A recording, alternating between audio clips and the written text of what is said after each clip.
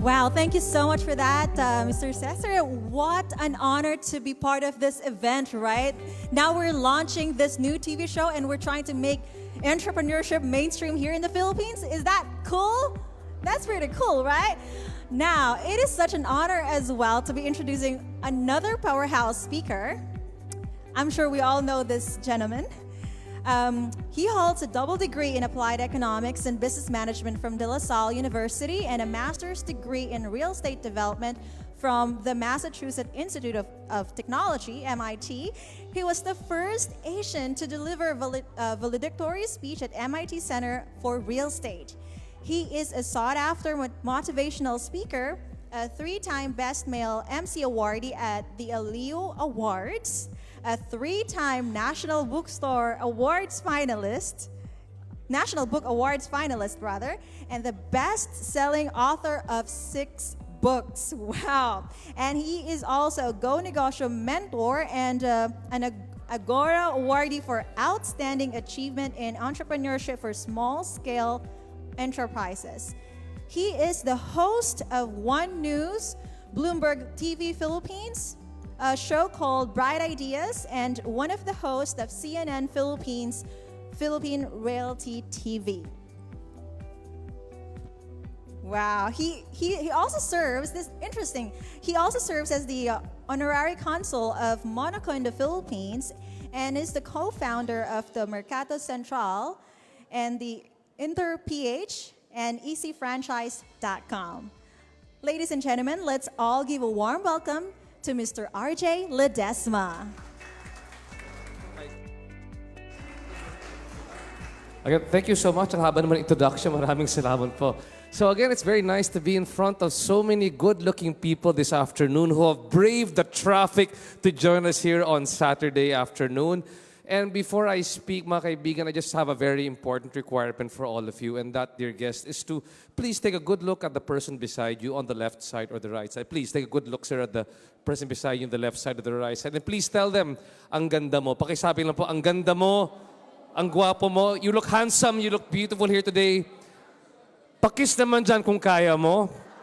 And again, thanks so much for having me here today. I'm just very glad before I start, it's an honor to be speaking right before Undersecretary Zenny Maglaya. Undersecretary Zenny, very proud to inform you, I actually just came from Cambodia for the 2019 Doing Business in Asia Alliance. And the reason I'm reporting that to you is because the GIZ, which is like the German government equivalent of the JETRO or the USAID, out of Cambodia was telling us that they were looking at regional best practices for SMEs around the Asian region, and they identified for the best mentoring and coaching the Kapatid Mentor Me program of the Department of Trade and Industry and Go Negosyo. So a round of applause, please. Palakpakan naman po for the great effort being done here in the Philippines. And that's why I'm very honored to speak here, not only on behalf of Mercato Central, also of our friends from Globe Business, and all the other businesses which I've been running here right now. So, in a nutshell, what I would like to share with all of you is my own personal experience when it comes to entrepreneurship. So, I often tell people, hindi to Biblia, it's not Bible, don't take my word for it, and it's not academic as well. It's really my own understanding of how to build entrepreneurship nowadays in the age of digital or social media. And I get this also because over the past 2 to 3 years, I've been doing a show called Bright Ideas, where I talk to startup companies, whether they are tech or non-tech startup companies. I've talked to companies who have closed the day after I interviewed them. And I've also talked to companies who now have $10 million in investment, what they call Series A investments as well. So I'd like to distill to you what we've discovered from many of these entrepreneurs we've spoken to, not just in Bright Ideas, but also in Go Negosyo. And the most common thing that we often find in many of these entrepreneurs is the idea of having an entrepreneurial mindset. Now, I need to step back and basically explain what do you mean by having an entrepreneurial mindset. For example, for me, I see this world much sharper when I wear my eyeglasses. If I take off my eyeglasses, I can't see you too clearly. But when I wear my glasses, it puts a sharper lens as to how I see the world. That's exactly how entrepreneurs look at the world as well. When I do a lot of traveling to Cambodia, to Thailand, to Singapore, or when I visit conventions, I don't come to the convention like this, like a regular observer. I come wearing my entrepreneurial lens. That means you're always looking at the world with a potential for opportunity. Diba? What can you do when you go somewhere else? Diba? If I meet any entrepreneur, the most successful thing I hear from him is that, what can I bring from my experience abroad and bring back to the country? Did you know that when C2 was put up by John Gokongwei, did you know how he got that idea? Basically, he was in China. He saw people drinking a lot of tea, like from tea leaves, boiled tea leaves, and he just bought the machines and brought it over here. Then all of a sudden, the people from Robinsons were going, URC were going, sir, what do we do with all these machines? You make a tea drink, and they created C2. But that's how entrepreneurs think. They go abroad, they have a sharp lens, they're very observant, and they pick up that opportunity and they bring it home. Now, more often than not, and if you guys are doing business, and like for people like Gail and Mitch and Miko over here who've gone mentored for Go Negosyo, oftentimes we get mentors, and I'm sure Yusek can commiserate with me, and they ask me, what type of business should I put up? And when they ask me that question, I say, that's the wrong question to ask me. That's the wrong question to ask somebody who is an entrepreneur. Because the question you must ask, and what I've seen to be the most successful businesses, are people who ask themselves this question: what problem am I trying to solve? Again, the biggest thing that you want to do is you ask yourself the question of, what problem am I trying to solve? Because if there is something that irritates you, and in business we call that pain points, if there is something that irritates you, it must irritate other people as well. So if you solve that common irritation, that is where you make money. Diba? And those are the most successful businesses. Kung gagaya lang kayo, if you just copy another business, do you think you'll be successful? I probably don't think so. But if you find, what is this business, what is this problem you're trying to solve, then that is what entrepreneurship is all about. Entrepreneurship is all about solving irritations. And you turn those irritations into business opportunities. Now, for example, I was very stressed coming over here. Cesar knows that he was texting me on the way here. I made it just right in the nick of time. Because what is the biggest problem we are experiencing in Metro Manila? Obviously, all together now, traffic, right? Now, there are many people who try to use many ways to solve the issue of traffic. One of them is Waze, right? Waze is a great way because it's a directional app. It gives you the best way to get to the direction. That's solving that irritation of traffic. Another one, because of the volume of traffic or volume of cars, you don't have you own your own car or own your own motorcycle. We have Grab, and we also have Angkas, right? But then, I decided to create a night food market to solve the issue of traffic. At baka natataka kayo, anong gagawin ng isang night food market para ma-resolve ba yung problema ng traffic? Diba? Well, think about it. My business, my office very near the Globe Tower, is in the middle of Bonifacio Global City. Sa palagay po ninyo, what is the worst time to leave Bonifacio Global City at night? What time? About 6 p.m. at night because it's traffic nightmare getting out of the city. Can you tell me when do I get the most number of people coming to my market at night?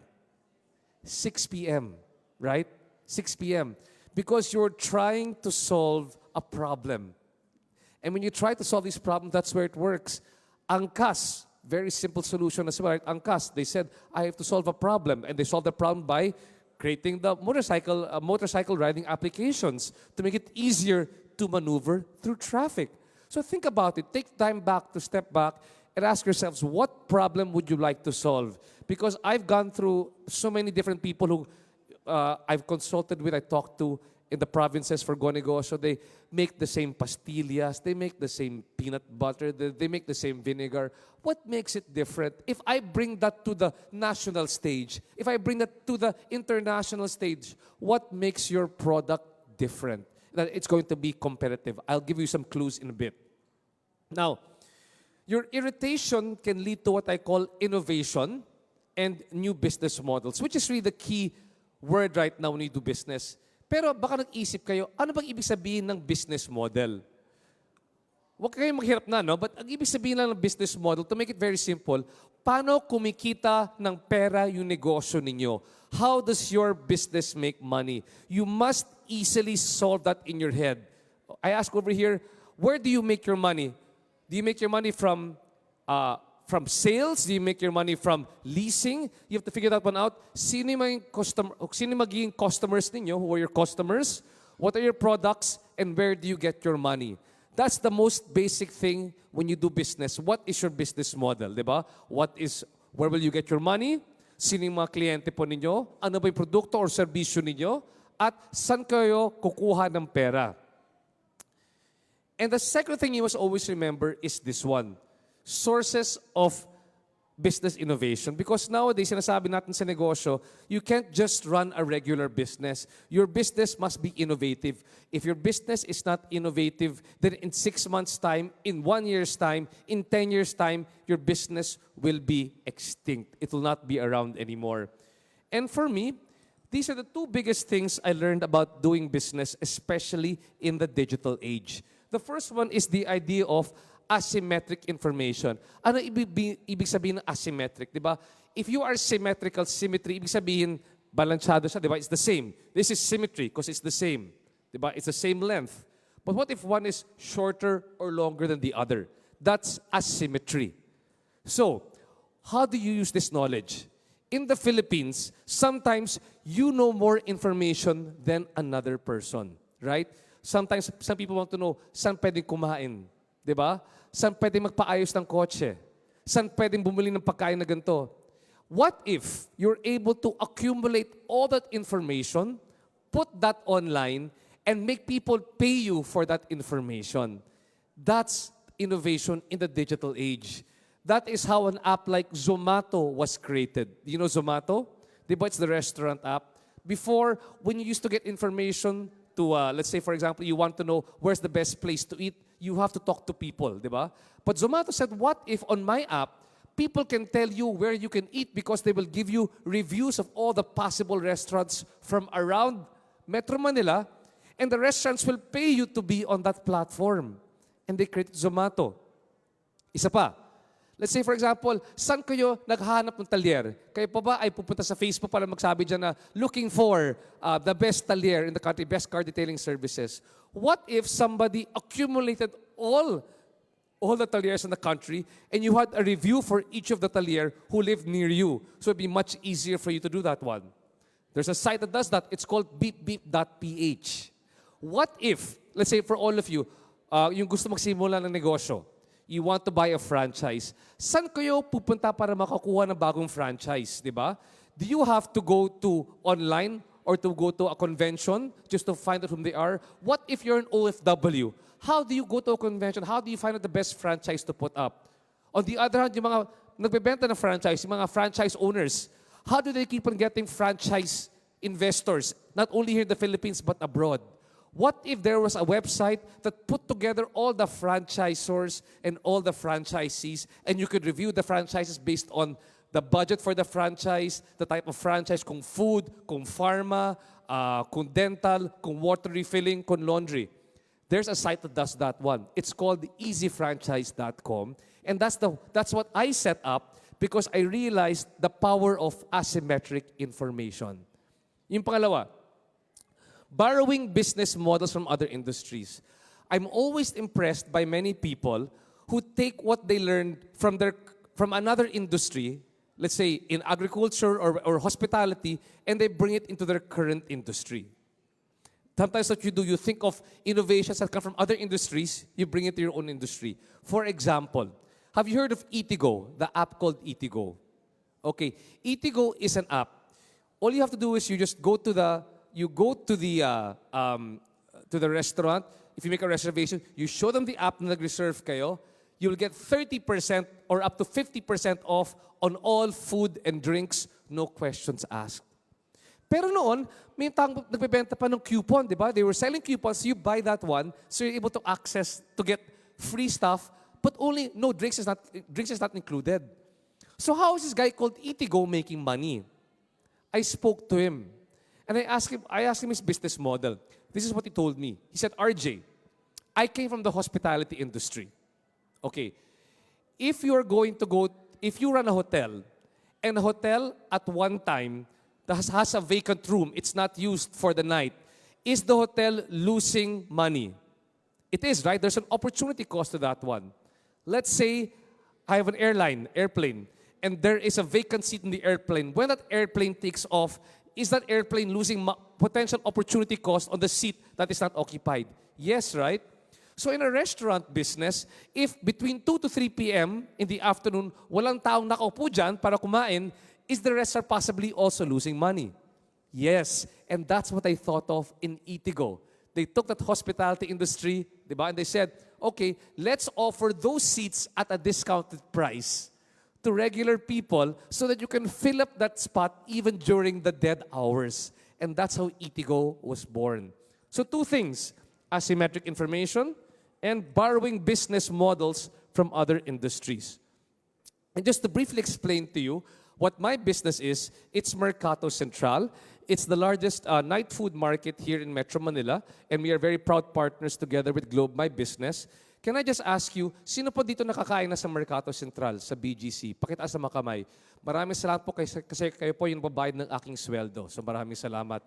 Thank you so much. Yung mga iba dyan, kailangan kumain na dyan, ha? Or my talk will finish earlier than expected. Okay? So my irritation was that when I would travel abroad, you go to Taiwan, Thailand, Singapore, the first place that the tour guide will always bring you to is to the night food market. And then I was always very happy to go there, but I was also very disappointed. Bakit sa Pilipinas, there is no equivalent for a night food market? Despite the fact na yung mga Pinoy, di ba, we have black holes for stomachs, kumakain tayo kahit anong oras, di ba? But hindi lang yan. Lumalaki yung ating BPO call center population. Anong oras sila kumakain ng dinner? Mga 11, ng lunch, 11 p.m. ng gabi. If I was somebody who worked in the BPO and I had 120 pesos to spend that night, would I spend it on convenience store fried chicken? Or would I rather spend it on freshly cooked, authentic, homemade food? No questions asked, right? That fresh cooked food is the best option. That became my inspiration for Mercato. And the name actually comes from Mercato Central in Italy. 11 years ago, nag-honeymoon pa kayo na asawa ko sa Mercato Central in Italy. Diyan kami na-inspire kasi diyan mo nakikilala yung mga may-ari ng mga negosyo. You get to try all these fresh foods. And here's a little clue, very interesting. If you go online on social media, the owner of Mercato Central on Facebook, Instagram, and Twitter is not Mercato Central in Florence, Italy. Kami po yung may-ari ng social media accounts na yan. So very important for you doing business in the digital age, first to market, first to own that online as well. So we opened up our first market in 2010 in BGC. Actually, morning pa yan eh. But we realized that the bigger market scale or the bigger market was at night. So eventually, right now, 10 plus years later, we have 3 locations in BGC, Glorieta, and Eastwood. And we help about 100 plus vendors operating all at the same time. But over the past 10 years, we've helped about 500 to 600 plus vendors have to try to operate their market. And here is because Cesar is such a good friend, and all of you here in Open for Business are good friends. I'll give you a little promo para nasarap ko yung mga Globe My Business. I will give a free month-long rental-free stay in Mercato Central for anybody who comes out from Open for Business here today. Anybody who comes from the launch and goes to our taste test, kung pumasa po yung produkto ninyo, we will give you a month-long free, rental-free stay in the market for your food product. And Global Business will help support you by promotion as well. Ha? So palakpakan naman dyan. Di ba? Tama ako, di ba, Gail? So they will post it at kung pwede pa, mag-video pa sila. Right now, we just opened up our first market called Thai Mango. They are the first business that we are supporting, investing in, scaling up. They just started yesterday in Bonifacio High Street. They've got very high sales. So we're glad not just to only help you incubate, start your business, but if it's a good one, we will invest in your business as well. So like I said, we were very lucky to, after 10 years of helping people out, Mercato Central won the Agora Award for Excellence in Small-Scale Entrepreneurship. But for me, this is closer to my heart. Sa mga sa mga tapo na hindi pa nagsisimula sa Go Negosyo, as a mentor or as a mentee, I am an accredited Go Negosyo mentor. I travel the country to do this one. Ako po nagsimula sa Go Negosyo bilang isang host ng mga event nila. Diyan ako na-inspire sa kanilang mga entrepreneur na nakikilala ko, kagaya ni Injap Sia, ng Mang Inasal, ni John Lucoa, ni Joe Magsaysay ng Potato Corner. So inspired, I put up Mercato Central, and 10 years later, we are giving back to Mercato Central. So yung mga graduate po sa Mentor Me program ng Go Negosyo, sila po ay makakakuha ng libreng stall dito po sa amin, so they get to get trained a bit more to become better, to become the next big food entrepreneur and to become the next Potato Corner. Okay, ayan po. So lahat po kayo, may potential. Do you know the story of Injap? Injap, ano lang yan, from behind this car, dyan nagbebenta lang ng Bacolod chicken inasal. That's how we became big in the first place. Look at Potato Corner. Ang simple na formula nila, di ba? But they grew so big. We need you to think just like how they think as well. I won't go through this one too much, but just to let you know, in business nowadays, you cannot be complacent. Di pwede pag may alam na kayo, you think that that's where your business is not going to be stable nowadays, because nowadays, we have what we call disruption. What you knew 10 years ago will not exist anymore. Di ba? 10 years ago, yung mga taxi company, relax lang, di ba? Nagkaroon ng Uber. Yung mga hotel company, relax lang, nagkaroon ng Airbnb. You can't relax anymore in business because right now, disruption is the new normal. 10 years ago, what was the most popular cell phone brand? Okay, can you please raise your hand if you have a Nokia phone right now? Okay. 10 years ago, what was the most popular social media application? Okay, who is on Friendster right now? Wala, because there's no more Friendster. 10 years ago, Nokia was the most popular cell phone brand, but a few years ago, it sold off to Microsoft, and the CEO of Nokia famously said, "We didn't do anything wrong, but somehow we failed." And why is that? Because disruption in business is the new normal. That means that all your businesses, whether you make puto bumbong or whether you are selling high-tech gadgets, your business will be disrupted by somebody younger, hungrier, and smarter than you, not just in the Philippines, but around the world. Okay, so disruption, that means that either it's a system or a process that will change. And in business, we call that disruptive innovation. And that's what's happening here in the Philippines right now. We can see it every day, di ba? And the biggest thing about disruption is that it does not come from the big businessmen, di ba? Airbnb was not put up by a hotel company. Uber was not put up by a taxi company, because it's outsiders. It's outsiders like us, entrepreneurs, who think of the great ideas. So, do you want to be the disruptor or do you want to be the disrupted? Let's be the disruptors of these businesses. Okay? So for example, I said you'll be the disruptor or the disrupted. Uber just released its just the IPO. The IPO ng Uber, yung intentional public offering, was larger than some car companies existing right now. Uber is a multi-billion company. But how many cars do they own? How many cars does Uber own? 0 cars, right? Airbnb was put up by somebody because he needed to pay rent on his apartment, so he put that online. Then he asked more people, "Can you please include your condominiums on my website?" That became Airbnb. The market capitalization for Airbnb is larger than hotels which are hundreds of years old. But how many rooms do they own? Hotel rooms. 0. Pawn Hero is a local app that was developed by a German expatriate. He came to the Philippines. He was walking around. He saw the Philippines. Why is there, sa bawat kanto, why is there a pawn shop? Because he found out, like, in the Philippines, pawn shops are okay. It's a way of life. Pag nagpapasangla ka, it's regular for you, right? But he said, when you go to the pawn shops, they offer you really low appraisal but high interest rates. He said, what if we're able to create an app where all you have to do is from your phone, take a picture of that product you want to pawn, And if you approve the rate, which will be higher than a pawn shop, appraisal-wise, lower interest rates, I will have a messenger pick up the item from your house and give you an ATM card. And from the ATM card, you can withdraw the money that you need. And that is Pawn Hero. Not developed by our pawn shops, developed by a German guy who came here just several years ago. So think about it. Do you want to be the disruptor or be the disrupted? So lastly, in closing, just a couple of ideas. Keep this in mind. If you want, take a picture, keep this in mind as you guys think of your idea.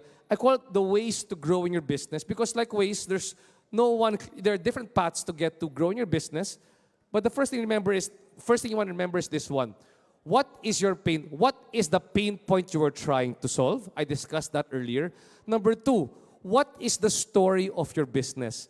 Very important nowadays, people are not just buying your products and services. Sometimes, especially for food, they're buying the story behind your food. Ano ba yung kwento ng negosyo ninyo? Because like for Mercato, I never tell people, buy food from my vendors. No, I tell them, buy from my vendors and invest in their entrepreneurial dreams. Hindi pa ba? You want to tell a story behind your concept. And of course, barrier to entry, bottom line, always ask yourself, don't be the next lechon manok. Don't be the next pearl shake, right? What makes your product always unique and innovative? What makes it level up? What makes it different from the rest? That's what I always tell even people who've been in the business for 10 years. We do go negosyo. They give me the same product again and again and again. I ask them, what makes your product unique and innovative? But more importantly, ito yan. I call it, what is your secret sauce? Okay? What is secret about it? Do you have a secret ingredient? Do you have a secret process? Do you have a secret chef that people cannot replicate? Because that's where the business is, when you can do that secret part. Like I tell people, if you give me a buko pie, that's nothing for me.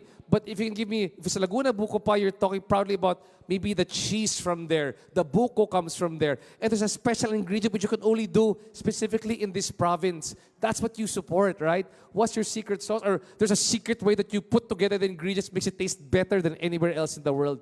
That's what they do for wine. That's what they do for cheese. Diba? Why can't we do it here in the Philippines for your products from your provinces? Next one, very important, we discovered when you talk to millennials is that how do you make your product meaningful and relevant? Hindi na pwede bibili ka ng produkto ngayon. They are buying it because they're buying it for a cause. You were not just selling coffee beans, but when you're buying these coffee beans, you are supporting indigenous, endangered tribesmen from the provinces of Kalinga province, di ba? Because millennials want to change the world even through their consumer habits. So if you can create a product which links back to that one, even better. Next one, and most importantly, what makes your product disruptive and game-changing? How do you change the rules of the game? Diba? Before we put up easy franchise, how did people discover how to get a franchise from abroad? Nothing, right? Now, all these people, OFWs, Dubai, Qatar, we're going to be doing a roadshow in Dubai for September for OFWs to invest in roadshows over here. All they have to do is just go online and figure out what they want. And when we go there, naka-vet na yan kasi may mga reviews. They know exactly what to get. We're helping stimulate the economy by providing an opportunity for OFWs which wasn't there before. It is disruptive and game-changing. That's how you want to think of your business. Yung puto ba na ginagawa ninyo is disruptive or game-changing? Kung hindi, don't think about the puto. Think about the process behind the puto. Think about how you sell the puto. Think about the marketplace for the puto. Think about aggregating different puto suppliers. What can you do different? So with that, I'd like to thank all of you. And again, if you like what I had to say, please tag me online. That's RJ Ledesma. And again, invitation is open for the next big food entrepreneur over here. We invite you to have a month-long rental-free stay in Mercato Central. Maraming salamat ulit po sa inyo lahat. Thank you so much, Mr. RJ Ledesma. Please stay on stage as we present to you a certificate of appreciation for sharing with us how to invest in entrepreneurial mindset. And of course, we have on stage EBC President Ms. Weng de la Fuente and EBC Vice President Mr. James Manzanero.